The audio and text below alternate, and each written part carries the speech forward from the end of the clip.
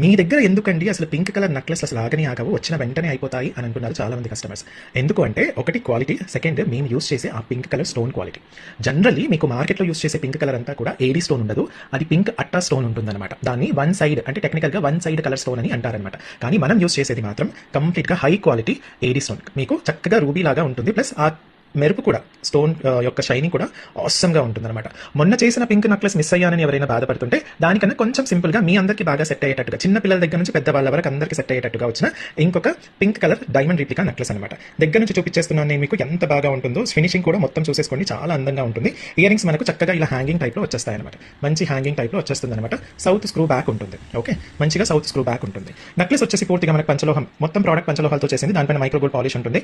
Polish మీకు 5 to 10 years, ఇది అప్పుడప్పుడు వాడతారు కాబట్టి 5 to 10 years చాలా ఈజీగా వచ్చేస్తుంది. దాని తర్వాత మీరు మళ్ళీ ప్రోడక్ట్ పాడేయకుండా మైక్రోగోల్డ్ పాలిష్ అని చెప్పి రీపాలిష్ చేసుకోండి. అంటే 5 to 10 years తర్వాత మళ్ళీ చేసుకుని మళ్ళీ మీరు ఇంకొక 5 to 10 years వాడుకోవచ్చు. అలా జస్ట్ రీపాలిష్ కాన్సెప్ట్తో మీరు ఈ ప్రోడక్ట్ని లైఫ్ లాంగ్ యూస్ చేసుకోవచ్చు అనమాట.